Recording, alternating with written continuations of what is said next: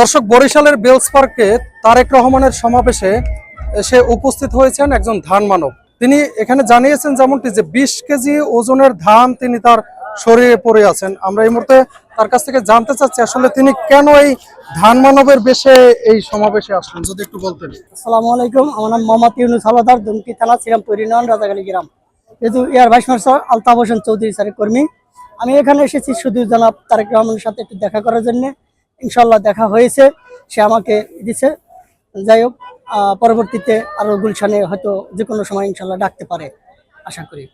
কেন এই ধান মানুষের এটা হলো আমি বাংলাদেশ জাতীয়তাবাদী দলের ধানের শীষের প্রতীক। সেই প্রতীক নিয়ে আমি এখানে এসেছি।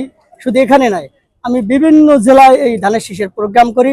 জনাব তারেক রহমানের ধানের শীষ, সেই জন্য এই ধান দিয়ে আমি পোশাক তৈরি করে বিভিন্ন প্রোগ্রামে অংশগ্রহণ করি।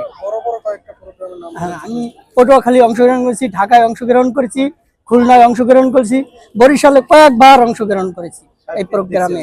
যখন 300 ফিটে আসছে 25 তারিখে, সেদিনকার আমি ওখানে গিয়েছিলাম। আমার পাশ দিয়ে তার স্টেজে ওঠা লাগছে। ওই সময় আমার সাথে দেখা হয়েছে এবং বলছে যে যে কোনো মুহূর্তে আপনাকে ডাকতে পারে ইনশাআল্লাহ।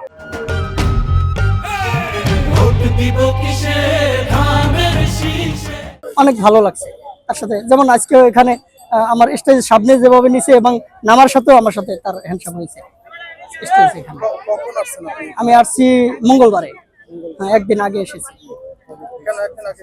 আসছি যেহেতু অনেক লোকজনের চাপ হবে, এই উদ্দেশ্যে আমি একদিন আগে এসেছি।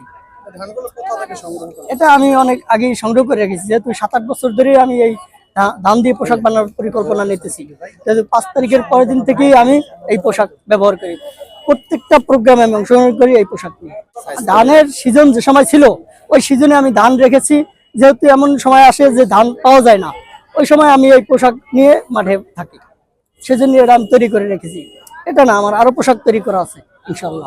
আজকে তারেক রহমান কি কি আশ্বাস দিয়ে গেল বরিশালবাসী? যে আশ্বাস দিছে আপনার খাল কাটার এ হবে, এবং সে জনগণের যে ওই যে ফ্যামিলি কার্ড আছে, গরিবের ফ্যামিলি কার্ড দিব, এবং কৃষকের কৃষক কার্ড দিব, এবং আরো কিছু কিছু উন্নয়ন আছে।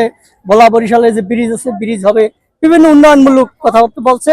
সেগুলি ইনশাল্লাহ সে নির্বাচিত হলে প্রধানমন্ত্রী হয়ে এটা কনফার্ম করবে ইনশাল্লাহ। যেমনটি শুনছিলেন, আসলে তিনি যেমনটি জানিয়েছেন যে মূলত শখের বসে বাংলাদেশ জাতীয়তাবাদী দলকে ভালোবেসেই তিনি আসলে দেশের বিভিন্ন জায়গায় এই ধানের পোশাকের বেশি কিন্তু তিনি আসলে ঘুরে বেড়ান, এবং তিনি প্রত্যাশা করছেন যে আসলে আজকে তারেক রহমানের এই সমাবেশকে ঘিরে দক্ষিণাঞ্চলের ব্যাপক উন্নয়ন সাধিত হবে।